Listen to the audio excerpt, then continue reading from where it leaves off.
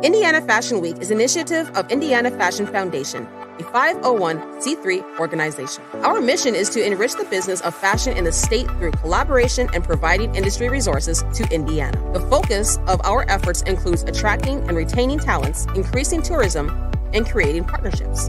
The week includes the Youth Designer Challenge, runway shows, and a scholarship presentation to the winner of the INDFW Emerging Designer Competition. The Indiana Fashion Foundation produces programs for youth interested in fashion and entrepreneurship. As well, we provide creative programming for senior citizens who have a love for the arts and fashion.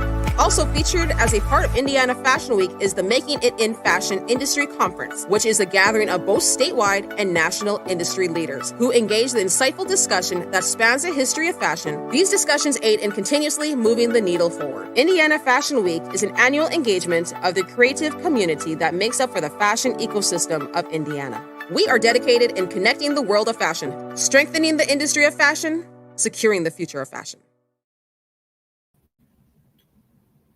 Good evening and welcome to the final 2020 Making It in Fashion Industry Conference session presented by Indiana Fashion Foundation and Indiana Fashion Week. I'm so excited to be joining you all this evening in a discussion on a topic entitled Fashion, Art, Entertainment, or Business.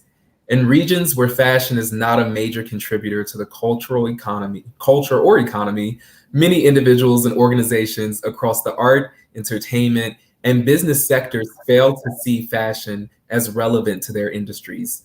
This session is designed to explore the ways that fashion intersects with and can be more effectively integrated into each of these sectors, especially in the state of Indiana. Viewers will walk away with a broadened perspective of the fashion industry and with resources to help connect their fashion careers across art, entertainment, and business.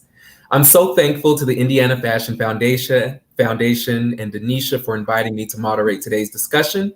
For those who don't know, I'm Rishard Allen, the Director of Grant Services at the Arts Council of Indianapolis, and I was also asked to describe myself, so I'll say that I am a beautiful brown-skinned Black man wearing a navy blue blazer and a cream roll-neck sweater with a couple of necklaces on.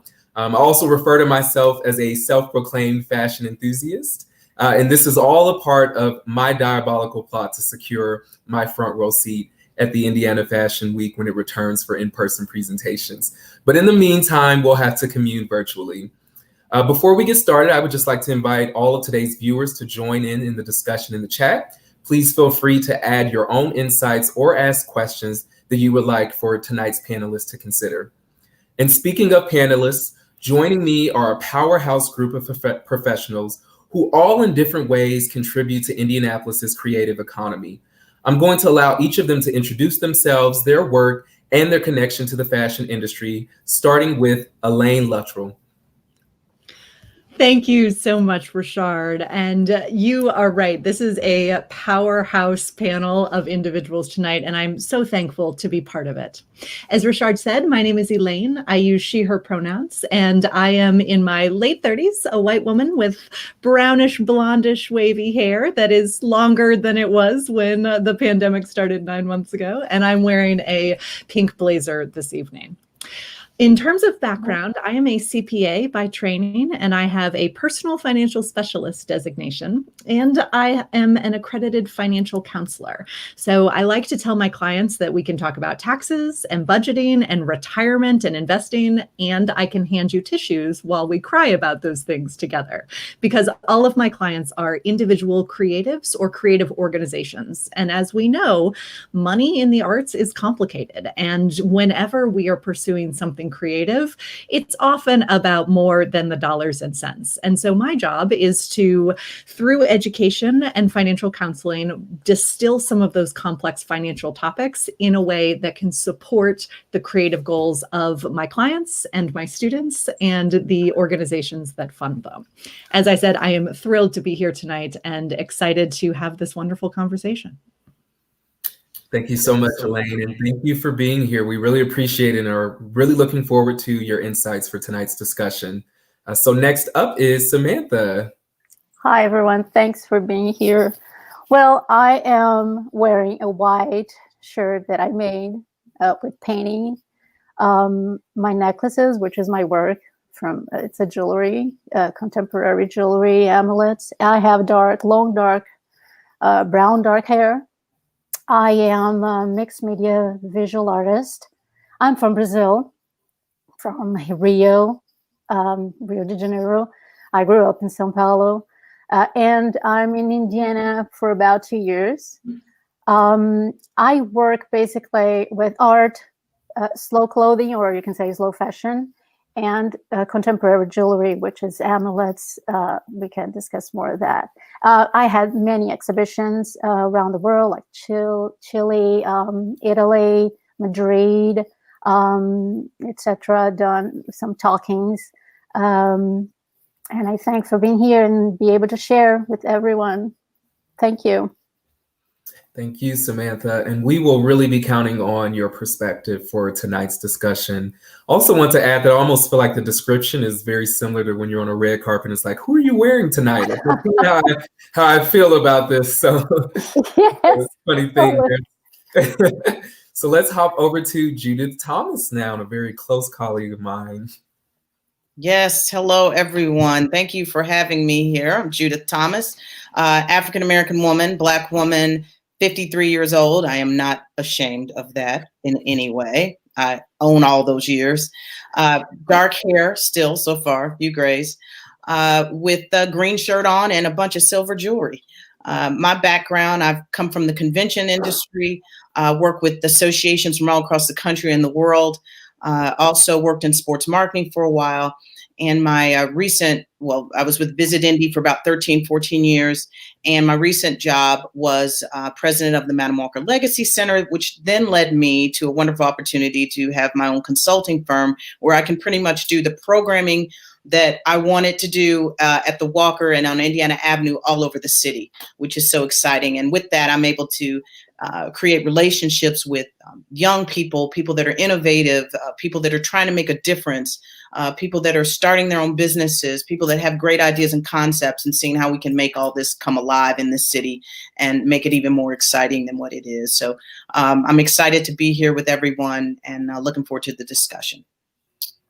Thank you, Judith. A wealth of experience there. So we're really looking forward, especially to talk about how you interact with young entrepreneurs, which is a large part of the audience. And so last but certainly not least is Mr. Jason Williams. So please go ahead and introduce yourself. Yeah, thanks, Rishard. Pleasure to be here tonight. So Denisha of the Indiana Fashion Foundation, thank you for putting this together. And truly, it's an honor to be part of this conversation tonight. I guess first, the visual introduction. I am a tall, redheaded, freckled white guy. So there, your visual as far as me. I am wearing a tan jacket, one of my finer Goodwill finds by Ralph Lauren, and a blue button-up shirt from the premier selection of the big and tall section at JCPenney. So proof you don't have to spend a lot to look this good. So my background is marketing and innovation are primarily my background. So I'll admit I'm here, right? The fashion up front, business in the back. I'm following up more from the business side of things tonight. Currently, I reside up in Northwest Indiana, where I'm the managing director for the Society of Innovators at Purdue Northwest. So we're an organization really driving community and economic development through innovation and entrepreneurship here in this corner of the state. I'm also a founding partner at InnoPower in Indianapolis. This is a group that through our annual conference and ongoing development programs, trying to make Central Indiana the best place for minorities to start and grow a business. And prior to those roles, I was able to build the Centric Innovation Network in Indianapolis, put together the Day of Innovation Conference with that, and then corporate marketing in the consumer products realm prior to that. Awesome. Thank you, Jason. And a very, very lovely introduction there. Thank you for that.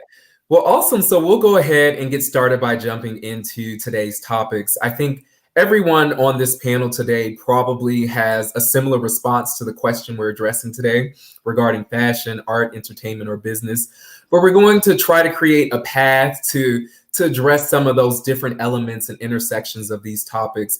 And additionally, by the end of it, hopefully walk away with some key takeaways for those who are interested in pursuing fashion as a career and what all of those different opportunities are, but also what all of the elements are that go into managing a very, very innovative and profitable and interesting fashion business. And so we're going to kick off the discussion today, starting at art, as in fashion and art.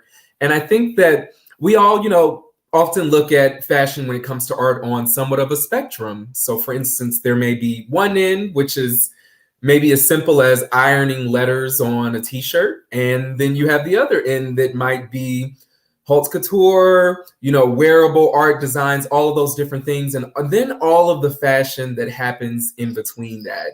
And so we're really fortunate to have someone on our panel, Samantha, who sits right at the intersection of fashion and art and business, but we're going to focus on fashion and art to start. Yep. And so Samantha, we'll start with you. So when does fashion become art for you, or is fashion always art?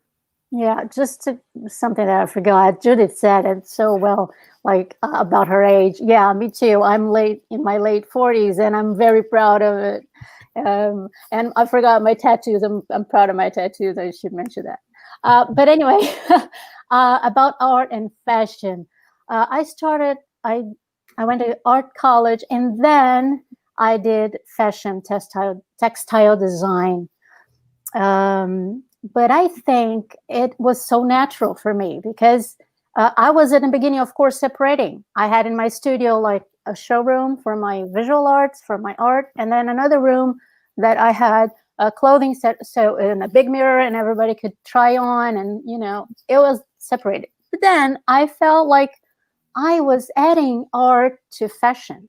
I was adding latex, gold leaves, and I was starting wearing this and tried to see if it was because fashion, you have to see if it's a durability, if it's comfortable, color, shape, all that together. So I was trying on me, and people were going crazy. I want that, and I was like, awesome. So there's no separation, because in here there's no separation. So let's put it all together.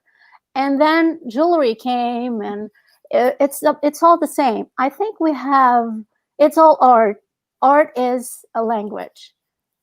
It's like arms, we have a lot of arms from art. So I see art as a language that we cannot speak or describe in words, or it's visual, and this is the only way to say it's doing art.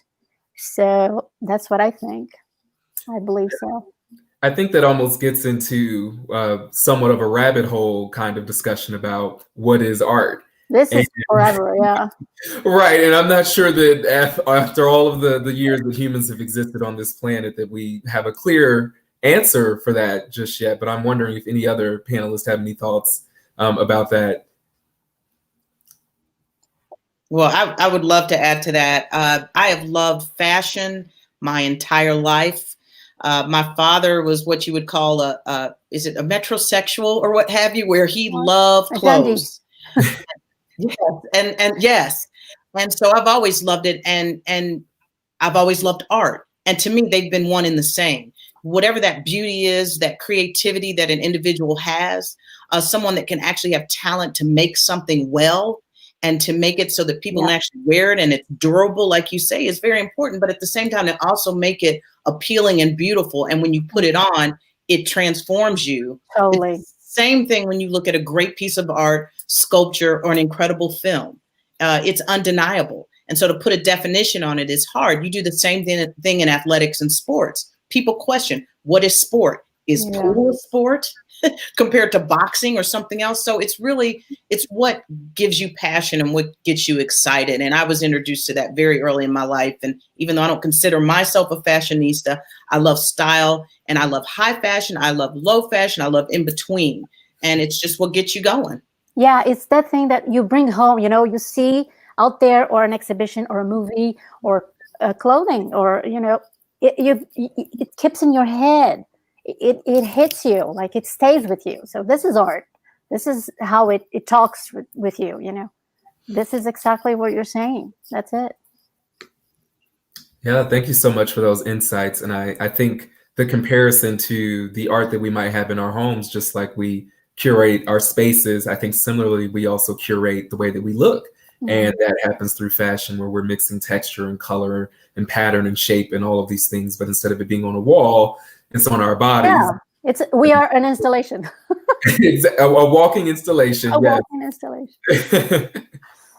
Cool. Well, now we're going to, and you'll see as we navigate this conversation today, that the intersections just naturally come up. But I want to jump over to Elaine now. And Elaine, we know that the more traditional art forms, that you think of as painting or playing an instrument or being a thespian or whatever the case may be, are also businesses. These artists have to manage themselves like businesses. So tell us about how you work with artists and creatives to think of themselves as businesses.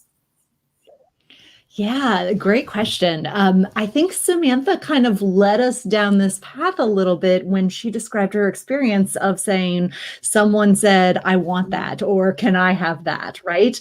Oftentimes that's the entry point, right? And if we were to think about a traditional entrepreneurship class, that's often the entry point to business as well. There's an opportunity or there's a need and we fill it.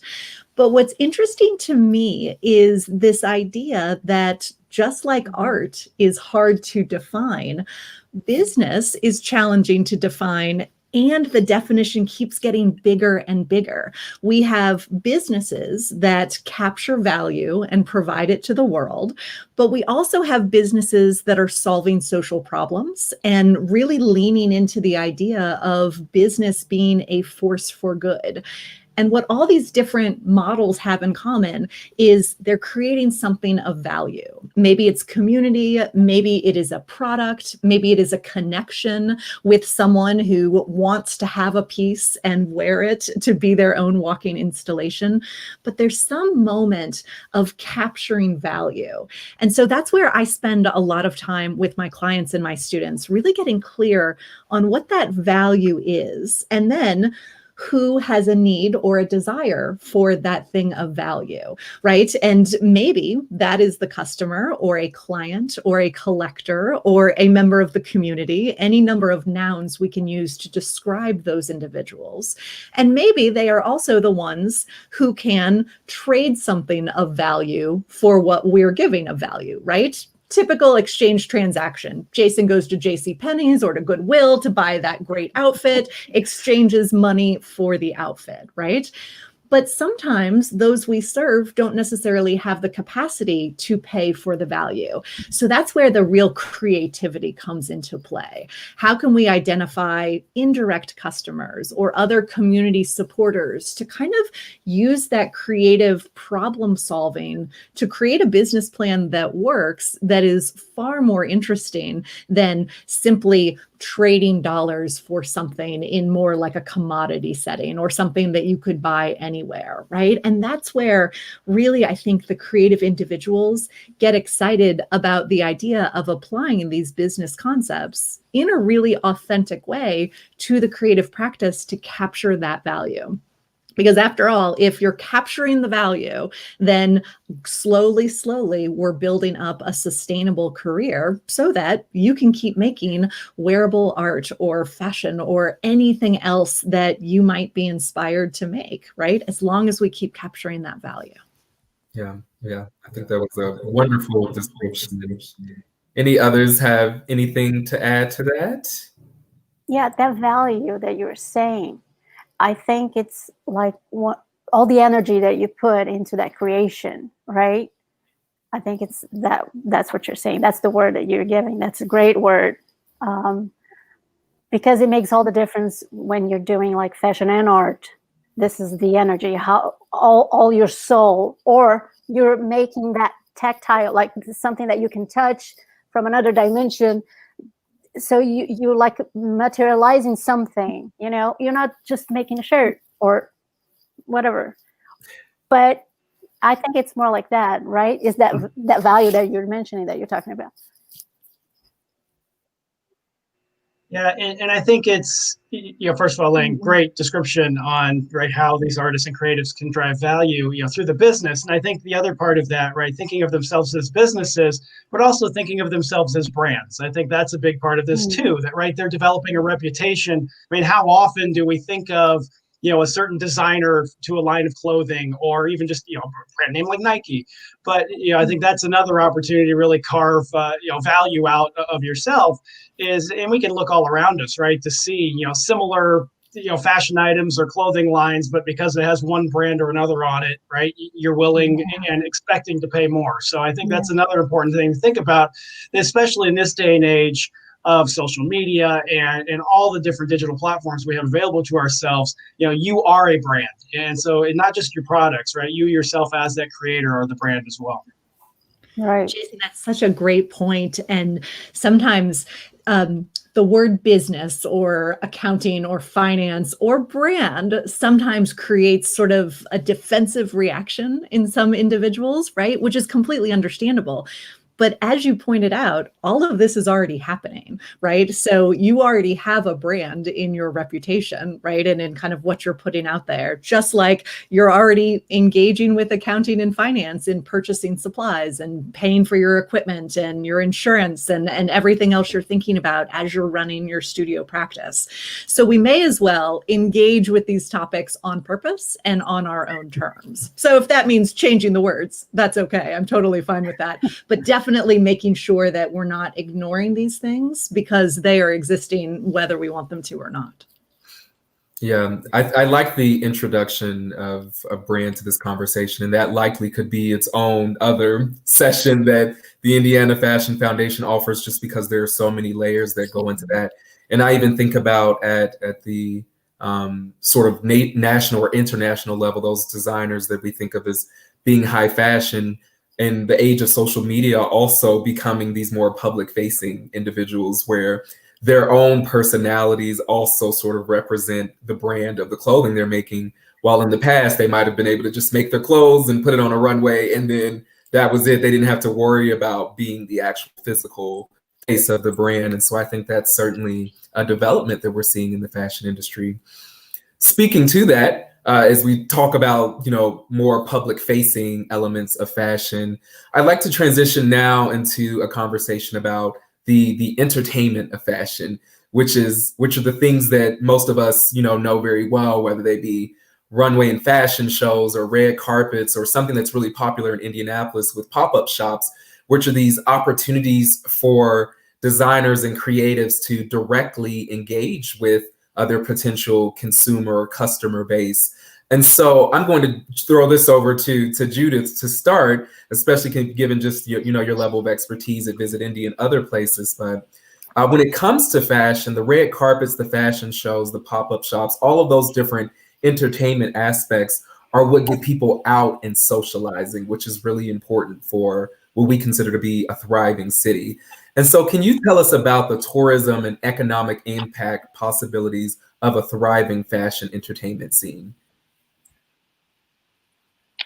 Wow. I tell you, you can look at just the convention industry here and see how much this city is driven by the business of conventions and people coming to the downtown area for meetings and flying in and going to restaurants and everything else. But it's the same with fashion. If you look at various other cities like New York, like Milan, like Paris, you see they've got entire times during the year when they invite the entire world in. And so even in Indy, with what you guys are doing with the Indiana Fashion Week and what's been going on and how folks have been coming in to speak on fashion, like Fern Malice, who is internationally known in the fashion industry, creates a buzz. And so with fashion shows and with people wanting to be seen, and I can't imagine what this is going to be like after the pandemic. I mean, to be able to go and feel and see and be a part of things. I'm excited about Indy because I think it's going to be a major renaissance. And I think a lot of these artists that have been sitting and waiting to get back out, and the pop-up shops and the opportunities now. And we can see where if anyone goes downtown now, at least Mass Avenue, Fountain Square, other areas seem to still be going. But in the downtown area where everyone was going with offices and clubs were open and restaurants were open, and they're not as much anymore. I mean, imagine people putting on events and how that's going to completely change the whole atmosphere of the city. And now all the creatives, there's a lot of open space now. It would be wonderful to see the city say, let's look at our entrepreneurs, let's look at our young people and our creatives and in the fashion industry too, And those pop-ups, how important those could be now, that if we were to open up spaces in Circle Center or some of the areas where they're vacant now, and to be able to show what people have been doing during the pandemic and to be able to build, imagine that excitement. It's just really trying to think outside the box to be able to create an experience for people. And I think we have a great opportunity right now in the city to be able to do that. You see that 10 East, the arts programs on 10th Street that are going on in spaces that weren't necessarily activated just months ago now. I went to 6 events. Well, no, I went to 3 or 4 events outside in the last 2 months just to experience it. So the fashion world can be the same. I mean, it's a buzz. It's hot. It's what people love. Entertainers are creating fashion labels to keep their careers going because they know the music industry isn't it anymore. Well, it is to a certain degree, of course, but fashion lives forever. Creativity in that way will live forever as well. And people continue to create that brand and what you want and that value, they're going to keep coming for it. And Judith, for our viewers today, could you explain more about sort of what economic impact is or means when it comes to dining, using Ubers, all of the other things that just go into that? Yes. Imagine how much money this city has missed out on from an economic impact standpoint because of the pandemic and not being able to hold conventions for the last 6 or 7 months. They were going to have, let me see, in June, or I can't remember if it's June or August, there was going to be a large event, about 70,000 people. So imagine that we are not collecting those tax dollars. And when I say tax dollars, when people go to the hotels and stay in the hotels and the city gets a certain percentage of those tax dollars of every hotel room night, those are not existing anymore. It means millions and millions of dollars that are missed out. And so even if we were to have let's say a wonderful fashion show at the Palladium across from the convention center, and you could have 2,000 people there. Imagine how many people would say, hey, I'm going to go and have appetizers before the event and drinks. And then I'm going to go afterwards and go and have dinner. And you know what? Maybe we'll stay downtown and then we'll have breakfast the next day. And maybe we'll go see a show at Circle Center Mall. And maybe I'll go and buy some clothes at a boutique on Fountain Square. That's economic impact. That's not happening right now. That's the difference. 0 to everything. Yeah. Well, thank you for describing that more, because I think even for myself, that was not a term that I was familiar with before sort of working in the sector that I am now, to understand all of the different things that go into just that one night experience, whether you're, paying to get there, paying for a meal, paying for a hotel, paying for a flight if you're bringing people from out of the state, all of those different things that contribute to the overall economy, which benefits everyone, small businesses included. Exactly. And so if I could add to that too, the people that work those events. Mm-hmm. So of all the servers that have not been working banquets at the Palladium or at the JW or Convention Center, I don't know how they've survived. And the stagehands that would be doing the lighting show for the fashion event, or laying the carpet and the staging and the housekeepers, and that's economic impact, putting people to work and empowering them. Yeah. And you're moving right in alignment with where I was going next, which is part of today's discussion will be a lot about the different careers and job opportunities and things that make up the fashion industry. And so, as you mentioned, there are these lighting designers and set designers and audio engineers. And when you think about fashion, photographers and journalists and these people who contribute to the overall live or entertainment experience. And so you've worked at the Madam Walker and certainly have had to put some events together. So can you share more about all of those moving parts, or perhaps people that go into creating that live experience? Yes, it's so much. Everything, as you mentioned, lighting, sound, parking, security, food, catering, servers, people at the front of the house, volunteers, not to mention the people actually putting on the show, the creatives that have been working for months, if not years, to be able to bring something alive. So it is and you can just look at that at one building and multiply that by hundreds in this city, and how creative and interesting this city is with what we have, and how we've really got to celebrate that and promote that, because it puts people to work and it feeds people and it feeds people in every way. And that's what I'm excited for us to get back to. And the business of fashion as well. I have a cousin that majored in, she's a fashion major in Los Angeles. And when she saw that I was going to be on a panel, she was, what does Judith know about fashion? Well, it's not just about designing fashion. That's a whole big business in itself. But then as you look at it from a citywide and a statewide, it is a big, and a nationwide. I mean, nationwide, they're journalists, fashion journalists. I mean, I've been a magazine person my entire life. Fashion magazine, you name it. The Washington Post, to Robin Given, can never get her last name right. Black woman that writes for Washington Post. There's Catherine Donovan, who worked for the New York Times. That was a fashion. I mean, these people, I actually follow the careers of fashion people. My friend Lisa Lenore, who teaches it at the University of Missouri. I mean, it's endless of the world of fashion. Yeah, I appreciate you sharing that. Elaine, I wanted to see if you had any insights to add, just in thinking about how many creatives you work with, if you also work with those people who would be that lighting designer, that set designer, that audio engineer, and what that experience is like for them and moving from event to event. Absolutely. Yes, I do. And also the writers and the instructors and the fabricators and, the people who work in graphic design for the sports teams that wear the perfectly designed garments, right, that can functionally move, right? So yeah, all of those individuals are part of this ecosystem.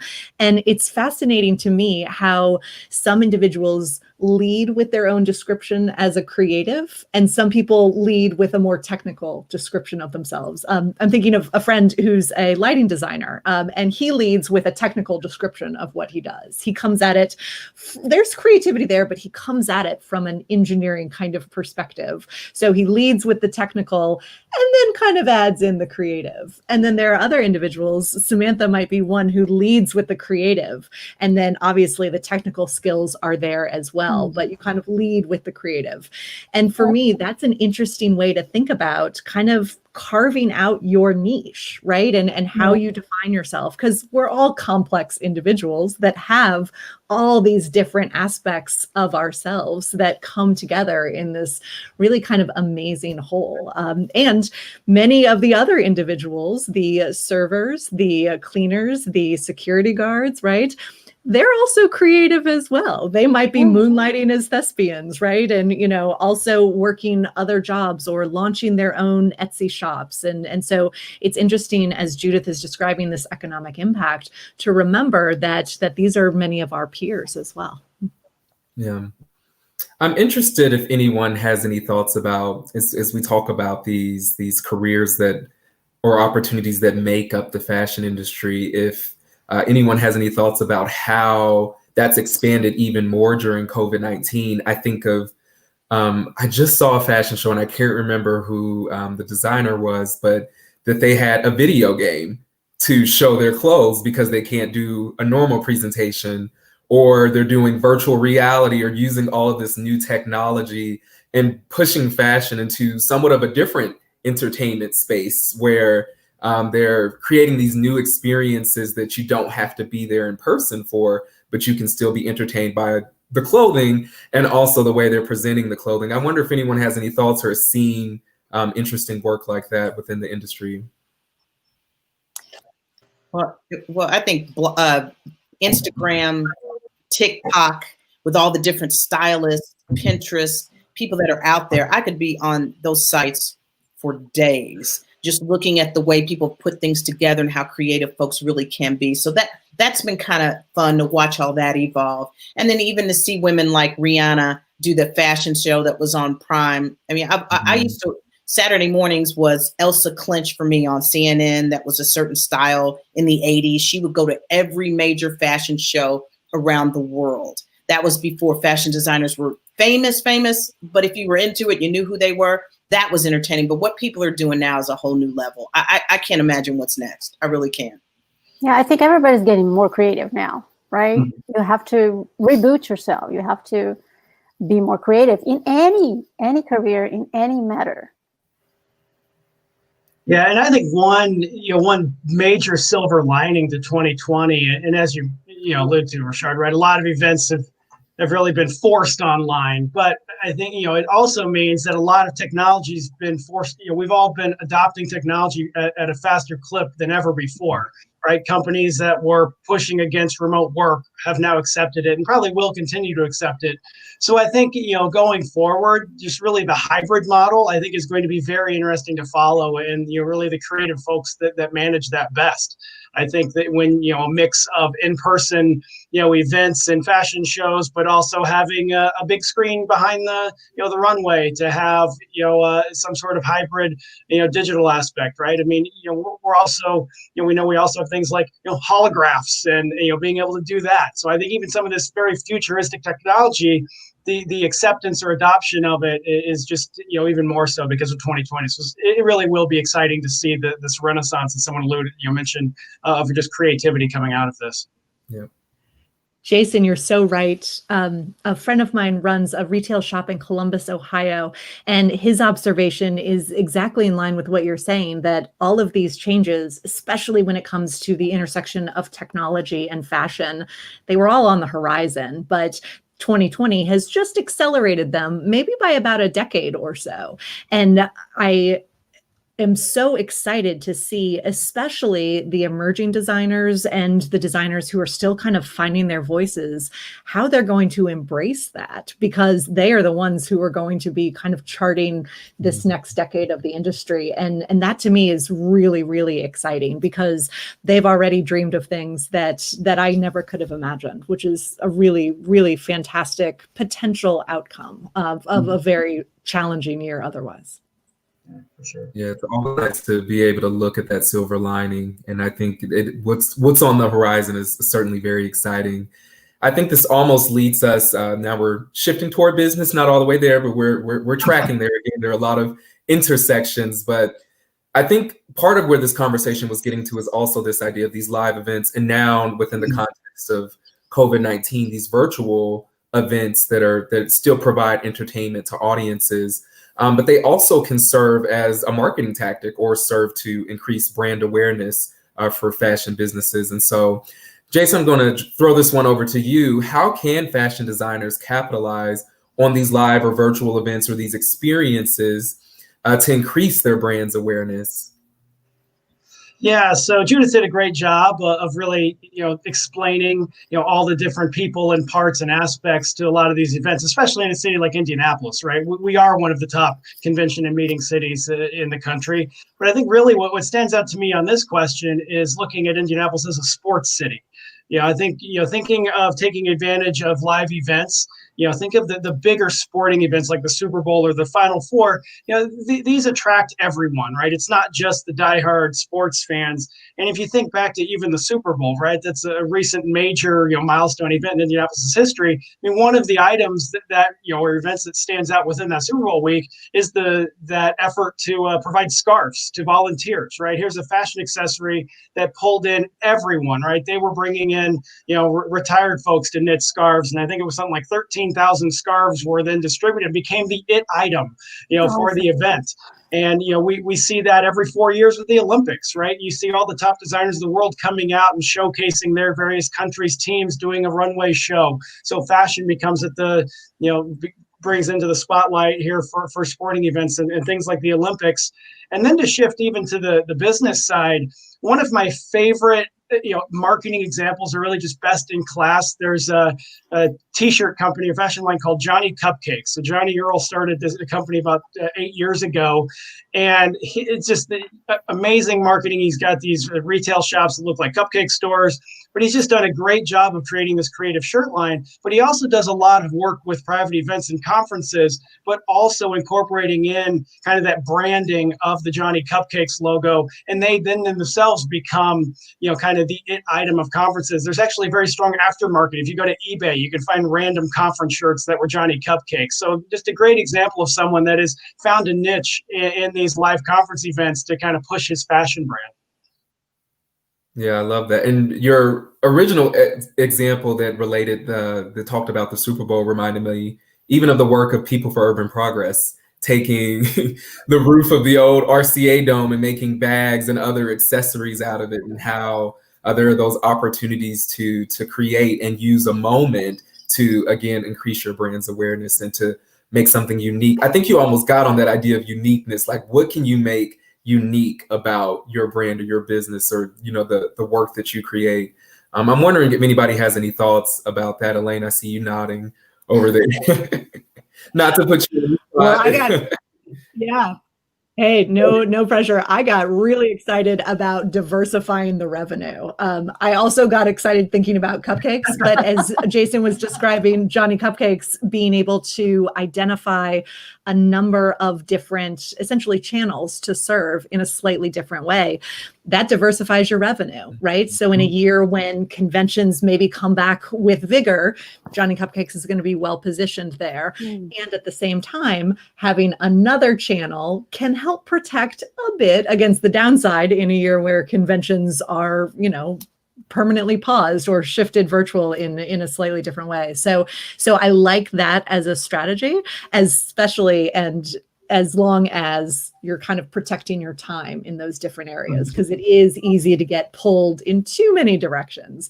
But it sounds like they're doing it really, really effectively. Yeah.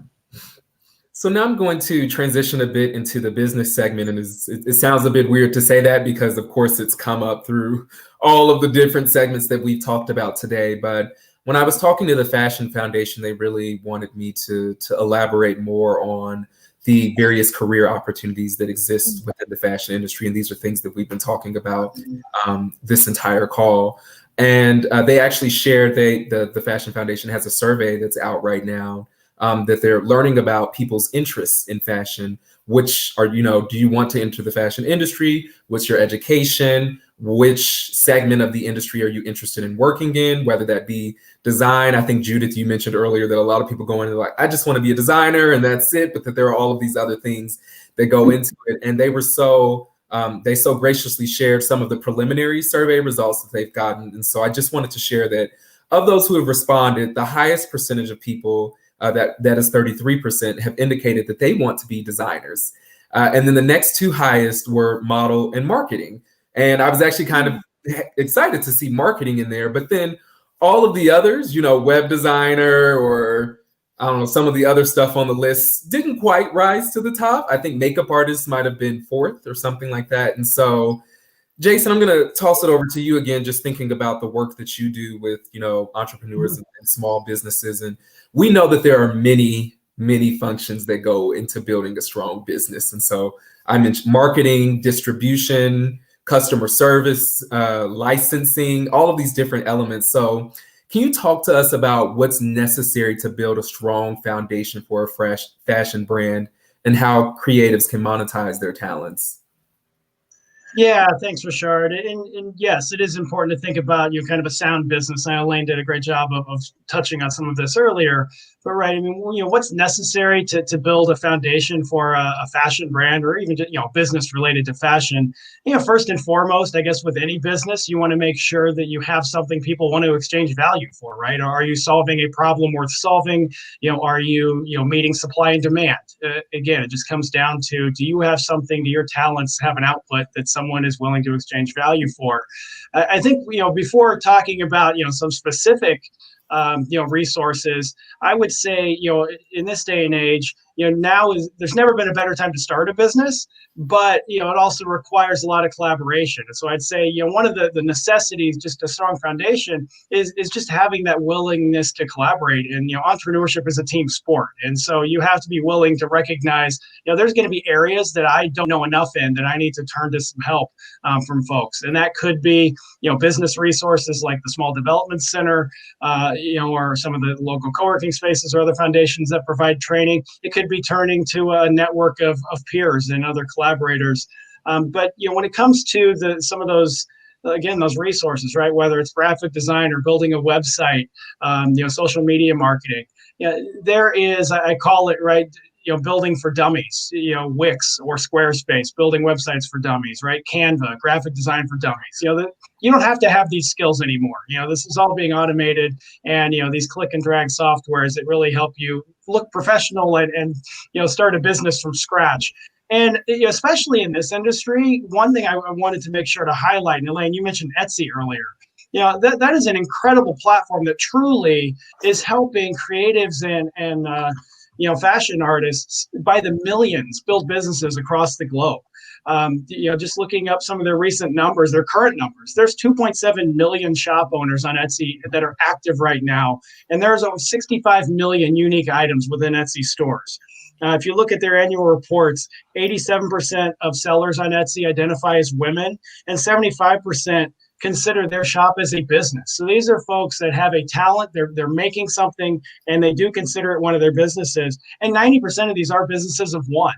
So they are, providing income for themselves and their families, and in many ways through fashion, right? It may not be fashion as we think about it as clothing lines, but certainly fashion accessories and art is really the major driver of a shop like Etsy. And I also see Etsy as, kind of an analogy you see in other areas, maybe in the food industry, right? You kind of work your way up to a bigger business. You start selling something part-time on Etsy, now all of a sudden you can open up your own e-commerce shop, and now all of a sudden you have a boutique on Mass Avenue. And so this is kind of that gateway, no different than, say, food trucks aspiring to a brick and mortar restaurant. So I think that's just an incredible platform that, again, you don't have to have a lot of business knowledge to get started. And so there's just a number of different tools and resources out there if you want to start a business. Thank you for sharing that, Jason. And it reminded me of Society6 is another really good website for creatives as well, and helps with distribution in many ways and kind of fills some of those various roles that contribute, again, to that entire fashion economy. And I think that what you mentioned about collaboration is also important, because that just highlights the fact that, again, there are all of these supports that come in for the design. It's not just the design, but what are all of these other levels that go into managing a business, putting up a fashion show, putting up a pop-up shop, who are your customer service reps, all of these different things where you can still be in the fashion industry, even if you're not necessarily designing. There are so many avenues. But I do want to kind of go where you were going, Jason, and throw this next question over to Elaine, because there are many creatives and fashion designers and young people who at the early stages of their careers are one-person shops. It's just them. And a lot of times artists are like, I'm just the creative. I don't know how to bring the business into it. What do I do? What can I do to elevate that portion of the work? And so, Elaine, how do you coach them on balancing the creative and the administrative? And what are some healthy habits and tactics they can form to maintain that balance when they're working alone? That is such an important question. And I think Jason said it best when he said entrepreneurship is a team sport, right? Because even though you are in isolation, maybe the sole business owner, doing all the things and wearing lots of different hats, you still have team members around you, whether that is kind of an informal board of directors you might form, and maybe you have a lawyer you can call, an accountant you can call, maybe a marketing person you can call, right? These are sort of your people that sit on your bench and provide behind the scenes support. And sometimes, especially as you're starting out, these are coming out of relationships. There's not a transaction necessarily, but maybe you call your favorite former accounting professor with a quick QuickBooks question, right? Or, someone you met from a panel discussion about a quick legal question, right? It's amazing how these relationships can be nurtured and kind of grow so that as you're wearing all these different hats, you're not alone wearing the hats. You've got other people helping you make the hats. And then I think Jason brought up something else that was really interesting about kind of the power of automating when it makes sense to do so, but also knowing when it doesn't make sense to do so, right? If you are starting out and you do not have the budget to hire a web designer, Squarespace or Wix is a great starting out platform. But as your business grows and develops, right, you might decide at some point, you know what?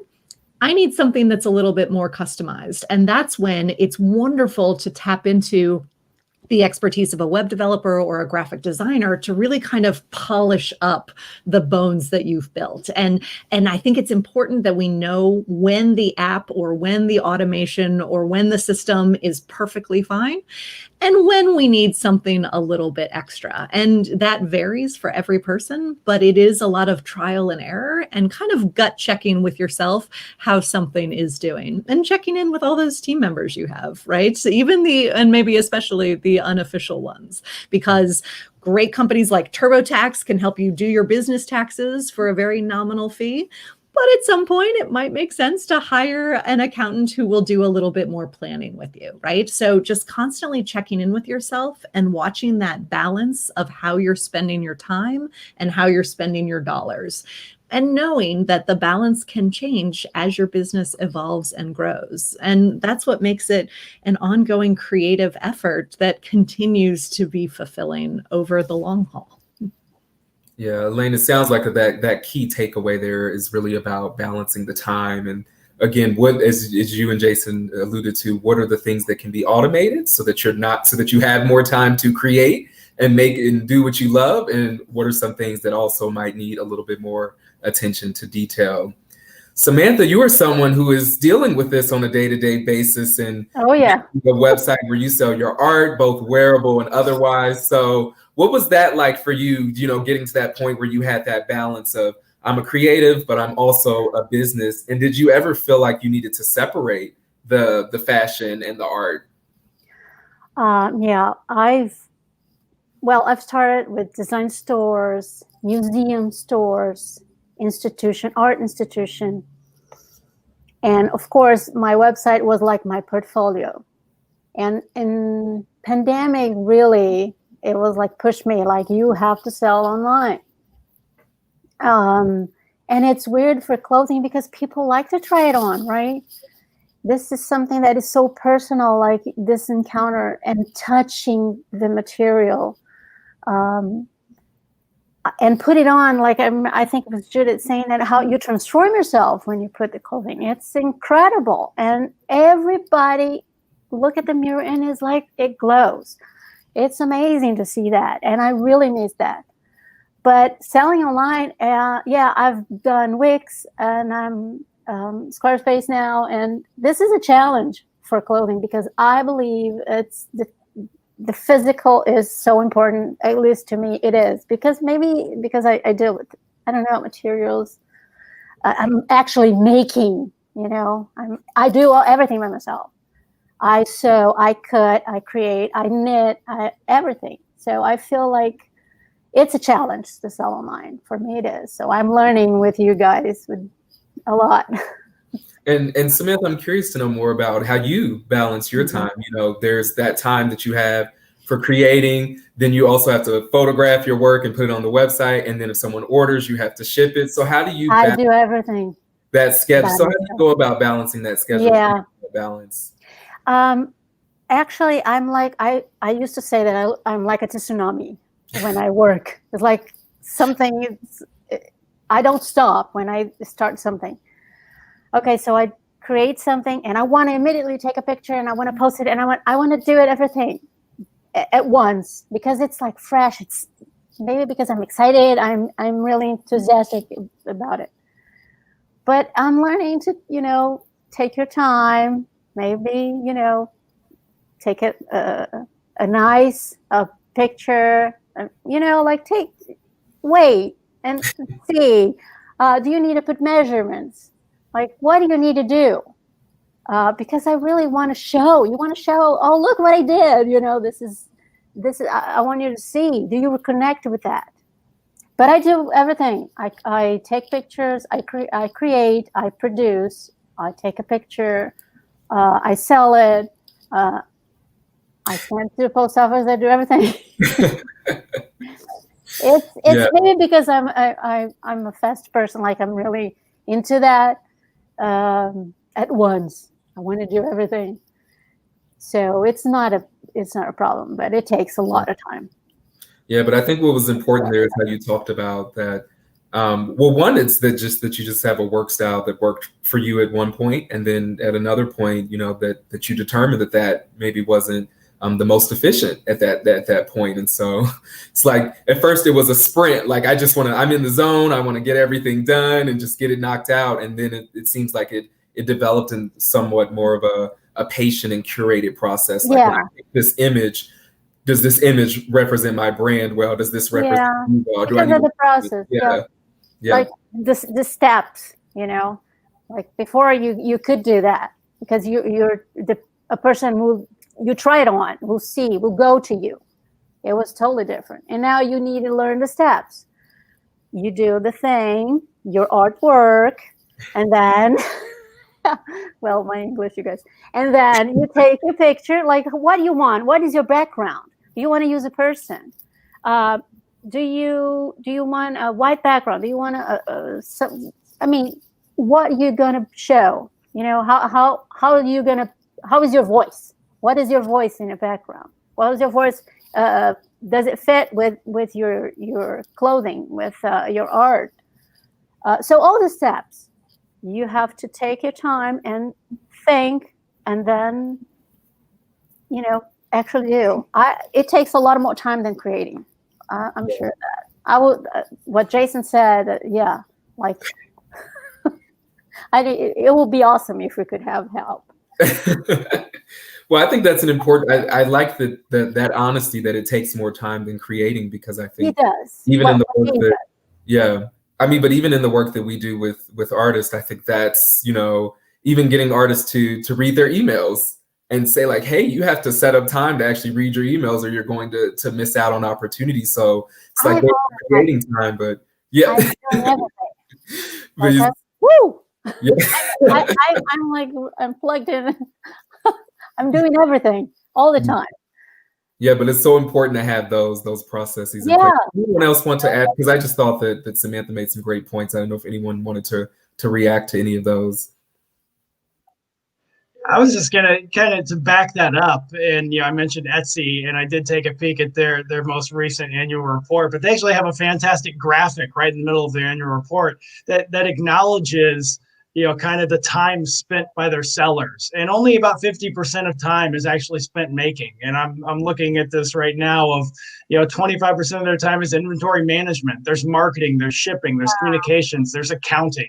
So there's a lot of aspects that go into even just selling on a shop like Etsy, where you're not even running the e-commerce shop, right? So it's not even your website, and half your time is still spent with all the other things. Yeah, quite honestly, before I was like, okay, I create, and then it's there for selling, or I'm going to the stores. Okay, now it's you guys. You're gonna sell it. This is my part. I've done my part, and now we have to do everything. Yeah, I miss that. Speaking to that point, Judith, I want to jump over to you in light of the work that you do with a lot of young entrepreneurs who may not be where Samantha is yet. They don't understand that there are all of these different elements that go into building their brands and their businesses. So you consult with and mentor many young creatives. And what advice do you give them when they're just getting started as young entrepreneurs? Well, I think at first, young entrepreneurs were attracted to me when I was at the Madam Walker Legacy Center, simply because of Madam Walker and what she did, and that she did it, over 100 years ago with barriers that were unimaginable. And was an incredible branding, marketing, and perfect example of someone that created something, but her branding and marketing and her mind was just unbelievable what she did and how she did it by creating distribution and everything else. So these young folks were excited about the Walker and being able to tell their story and look at the legacy of all the businesses and everything that used to be on the avenue that African Americans had back in the day, and then also in her spirit. So in talking to them, they are so far ahead that they don't need me for anything. But a lot of the times it's more of a, man, you can do this. This is what it's about. Or getting them in rooms they've never been in, introducing them to people that they can collaborate with, explaining things like economic impact in the city and where they can fit in conventions or in the business world or in the art world or anywhere. I mean, it's just been amazing, the folks I've met. I was looking to shop local for Christmas, and someone that I've worked with for a while now, Anthony Murdoch as he's known, sent me a list of African-American business folks, most who are creating clothing and distributing it themselves. And sure enough, I ordered sweatshirts, came in a couple days, came the way I wanted it, the way it looked, the way I liked it. For my son, I hope he's not watching. Oops. But anyway. So, so to be able to see these folks create things and be excited about it and work with each other, that's what's so wonderful. And to be able to take it to the next level and to let other folks know. So for instance, I was on the NBA All-Star committee. So I met all these young folks, and I'm thinking, especially the African-American kids, they need to be a part of these committees now. and these local organizing groups, because they have ideas and concepts that are very hot and innovative compared to the folks that have been doing the same old parties, the same old sweatshirts, they've got new ways of looking at things and new ideas for events. So that's kind of what gets me excited, the future, because there are so many things going on right now that it makes my head spin.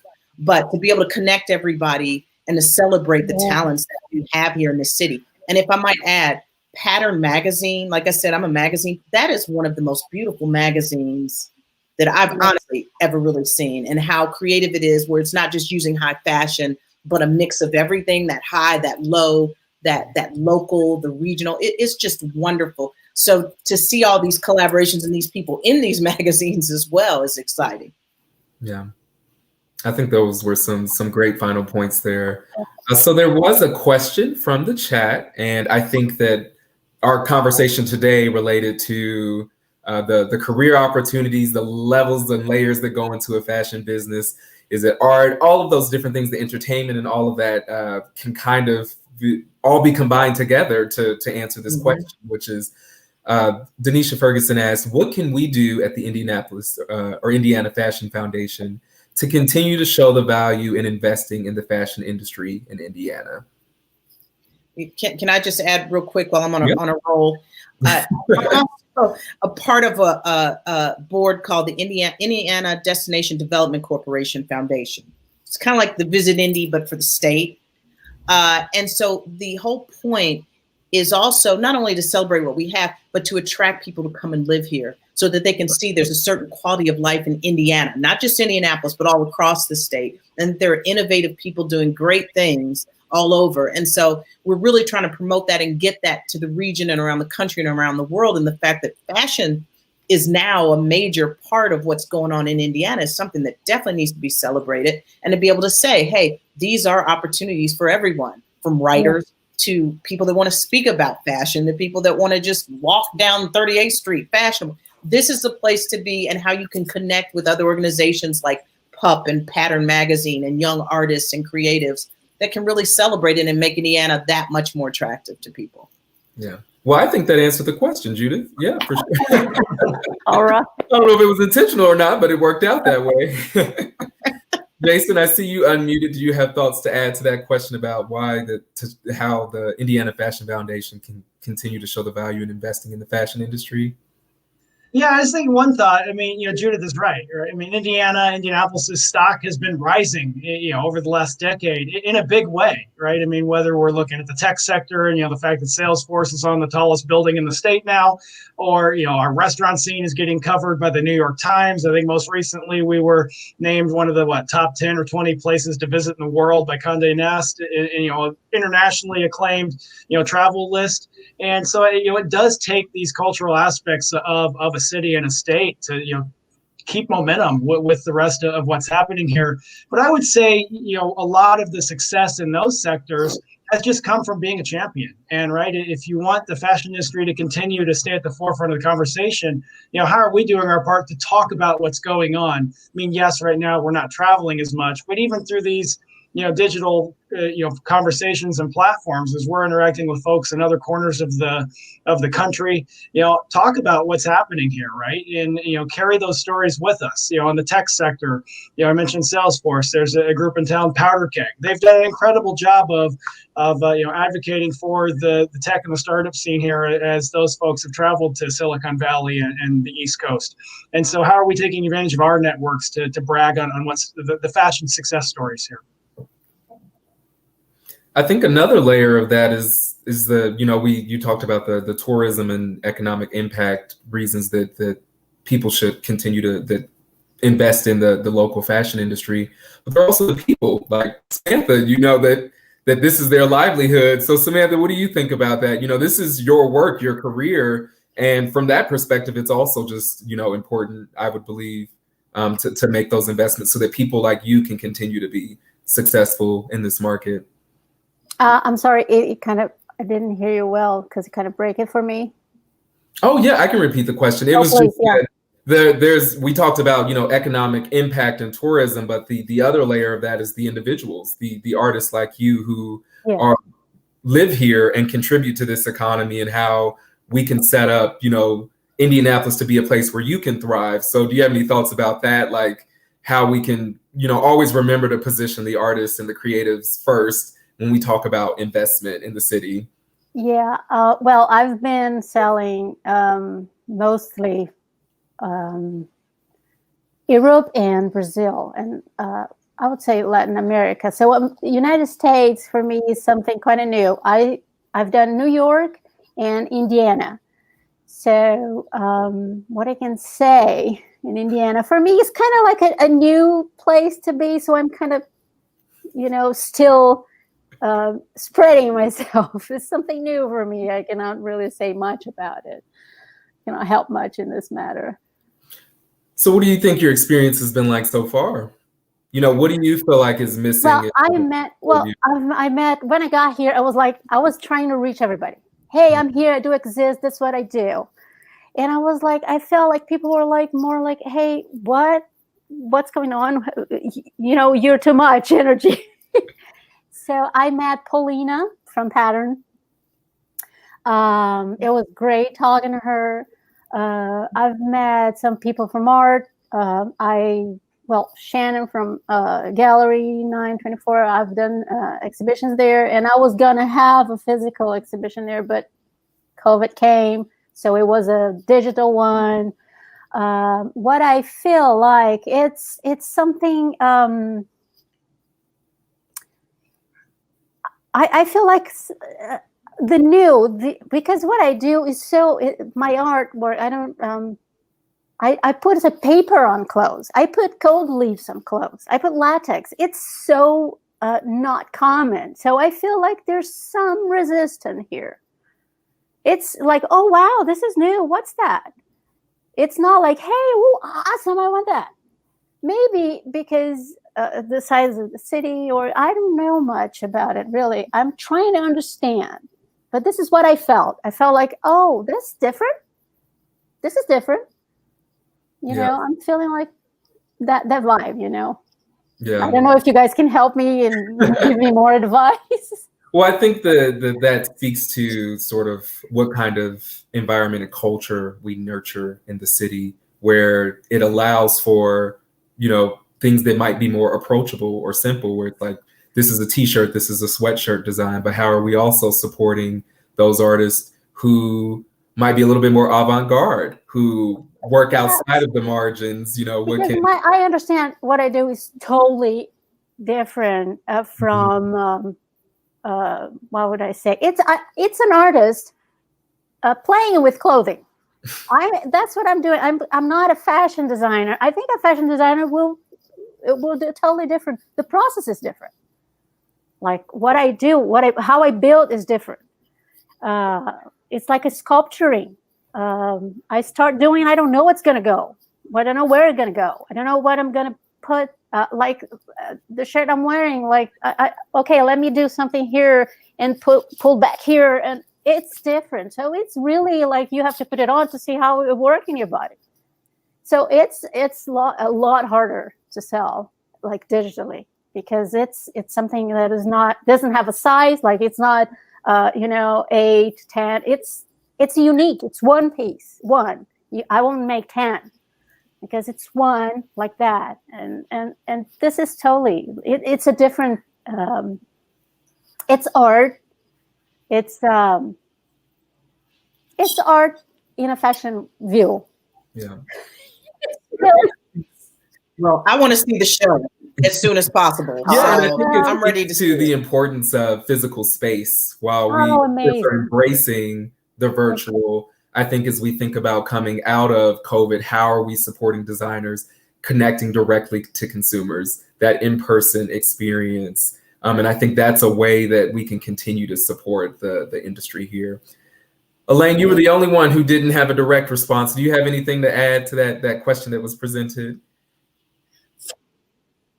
For me, it comes back to value, right? In thinking about showing the value in investing in the fashion industry. Is it related to economic impact? Definitely. Is it related to telling the story about how every creator touches every aspect of the garment, which has different value than if you purchase something off the rack. And how are we capturing that value and telling that story?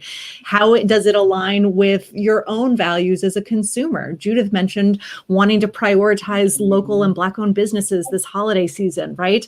That says a lot about the consumer. And I think the fashion industry, because it is so huge and touches every aspect of our lives, it's a moment where we as consumers can express our values, and IFF and others can help tell that story. So that's what I'm excited about, and excited to see Samantha's show and hear more about Judith's work and learn more about Jason's process, because, you know, everyone has brought just really incredible something that really to this is particular always conversation. Like, people really love to see where you work. So my studio, we're always open, like where the space I'm working with the showroom.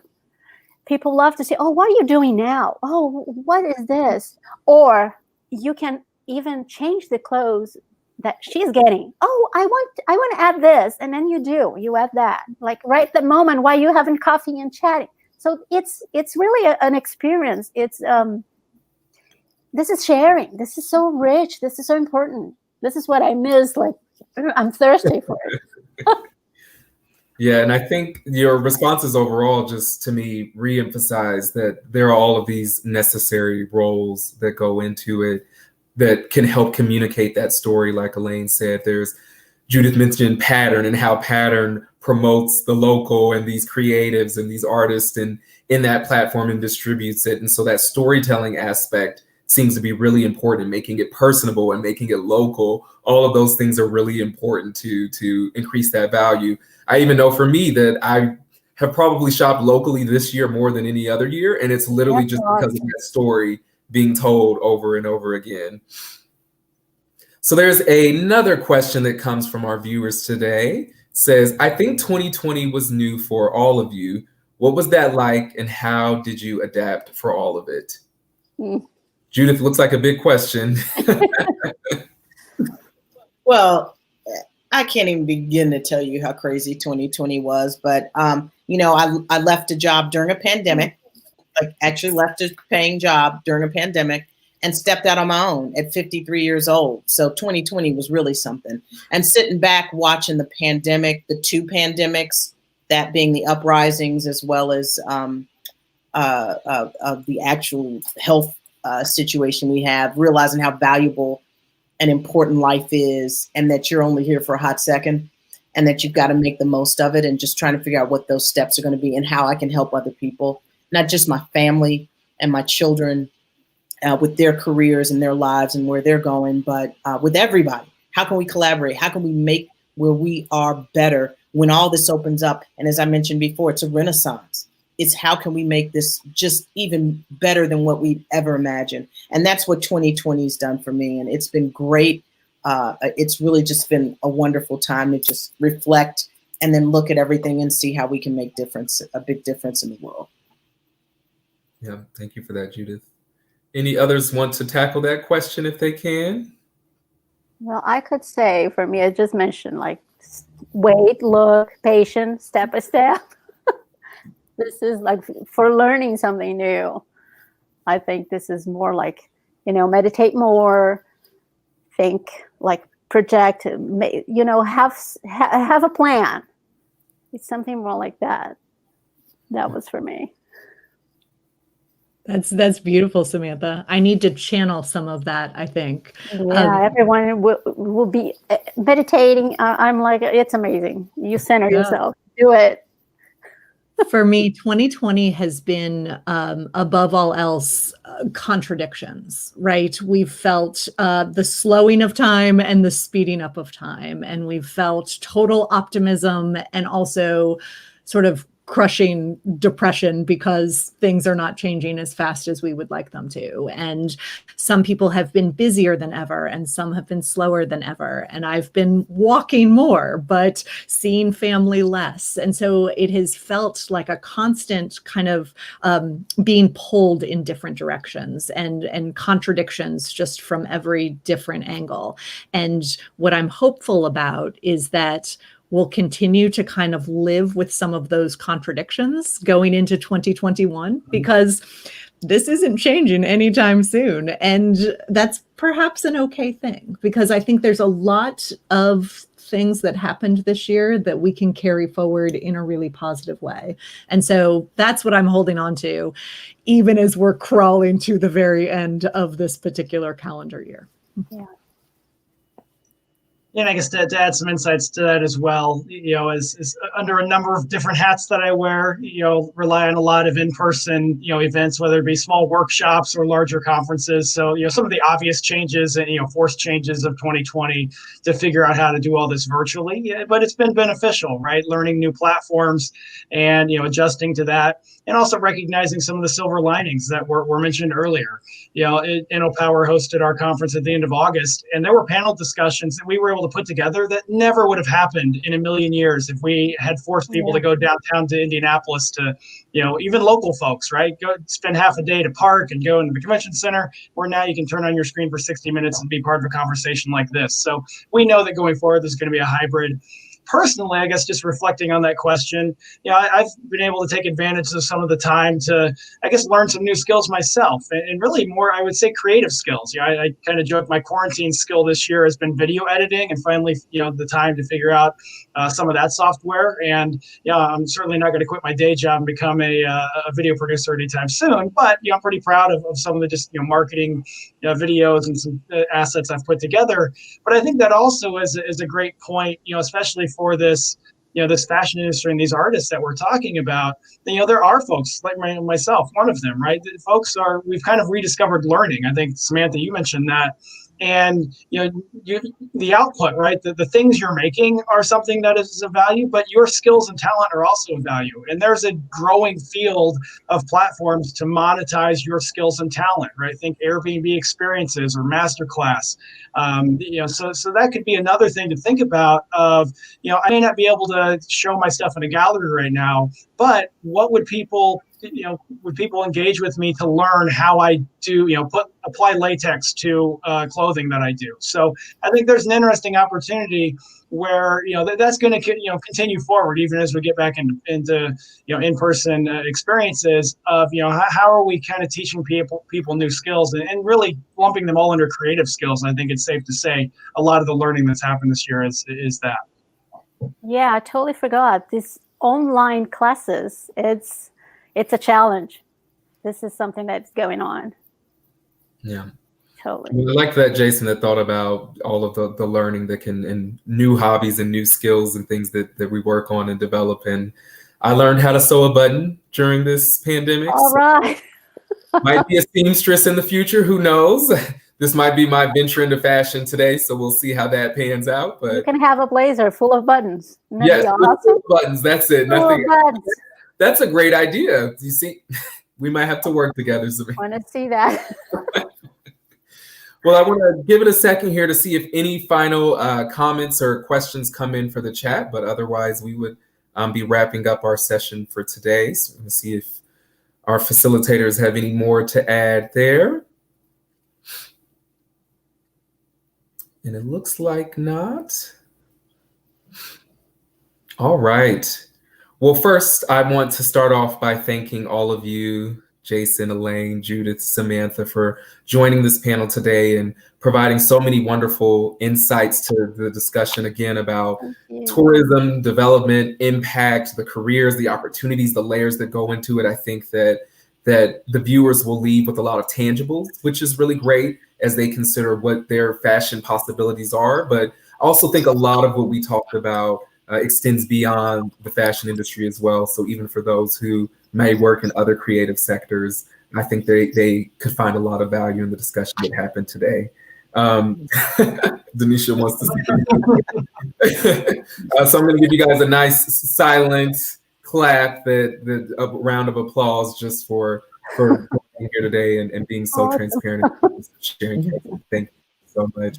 And thank you, all of the viewers. Again, this was the last event for the Making It in Fashion Industry Conference that's online this year. shout out to the Indiana Fashion Foundation and Fashion Week for organizing this event and bring us all together for this important discussion. You can, of course, learn more about this organization at indianafashionweek.com and see how you can get involved, or foundation.org, excuse me. Thank you for dropping that there. And learn more about the organization and how you can get involved and stay up to date on all the events and things that are happening. So with that, I want to wish everyone a wonderful evening and happy holidays, and we'll see you soon. Take care. Thanks, everyone. Thank you. Okay. Happy holidays.